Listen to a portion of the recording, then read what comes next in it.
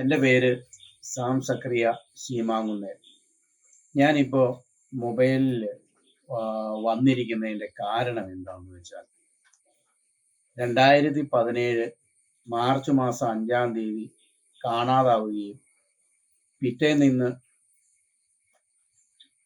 കായലിൽ ബോഡി കണ്ടെത്തുകയും ചെയ്ത മിഷേൽ ഷാജി വർഗീസിന്റെ കൊലപാതകവുമായിട്ടുള്ള കാര്യത്തിന് വേണ്ടിയാണ് സംസാരിക്കാൻ വേണ്ടിയാണ് ഞാൻ വന്നിരിക്കുന്നത്.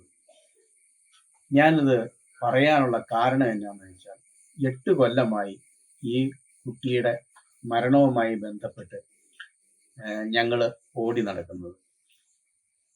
ഈ കൊച്ചിന്റെ 8 കൊല്ലമായിട്ട് പോലും ക്രൈംബ്രാഞ്ച് പോലീസ് അന്വേഷിച്ചു, ക്രൈംബ്രാഞ്ച് അന്വേഷിച്ചു. പക്ഷേ ക്രൈംബ്രാഞ്ച് അതിന്റെ യാതൊരുവിധ കാര്യങ്ങളും പുറത്തുവിടാതെയും ഗോപ്യമായിട്ട് വെക്കുകയും ചെയ്തു. ആത്മഹത്യയാണെങ്കിൽ ആത്മഹത്യ, അല്ല കൊലപാതകമാണെങ്കിൽ കൊലപാതകം, രണ്ടിലേതെങ്കിലും ഒന്ന് അവർ തെളിച്ചു പറയണം. ഇതൊന്നും പറയാതെ ഇങ്ങനെ നീട്ടിക്കൊണ്ട് പോവുകയാണ്.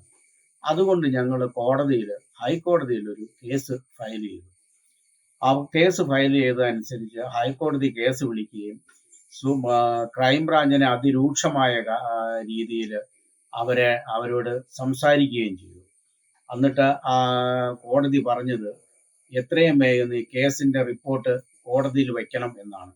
അതിനൊരു സമയവും അവർക്ക് നിശ്ചയിച്ചു കൊടുത്ത സമയം ആദ്യമേ 1 മാസമായിരുന്നു.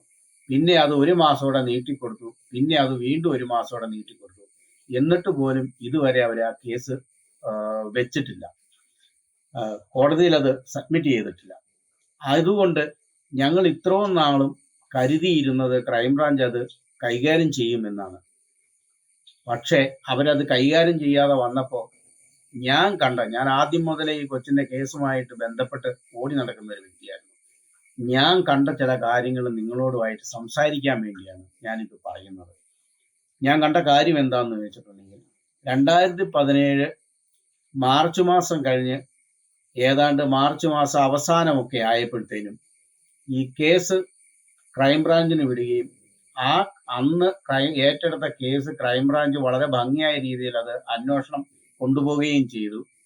ഞാൻ ക്രൈംബ്രാഞ്ച് ഓഫീസിൽ ചെല്ലുമ്പോൾ, അതായത് ഞാനും എൻ്റെ ഒരു ജ്യേഷ്ഠനും കൂടി ക്രൈംബ്രാഞ്ച് ഓഫീസർ വിളിച്ചിട്ട് ഞങ്ങൾ അവിടെ ചെന്നപ്പോൾ കാണുന്നത് ലാലു അലക്സ് എന്ന് പറയുന്ന സിനിമാ നടന്റെ മകനെ അവിടെ വിളിച്ചു വരുത്തിയിട്ടുണ്ടായിരുന്നു. മറ്റൊന്നിനുമല്ല, ഈ കേസുമായിട്ട് സംബന്ധിച്ച് ഉള്ള നടപടികൾക്ക് വേണ്ടിയാണ് വിളിച്ചു വരുത്തിയിരുന്നത്.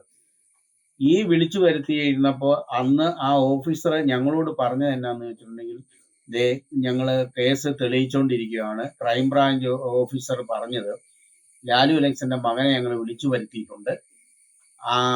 നാളെ ഒരു പക്ഷെ അറസ്റ്റ് ഉണ്ടായിരിക്കും എന്നാണ് ഞങ്ങളോട് പറയുന്നത്. അപ്പം ഞങ്ങളത് കേട്ട് വളരെ സന്തോഷത്തോടുകൂടി തിരിച്ച് ഞങ്ങൾ പോവുകയും ചെയ്തു.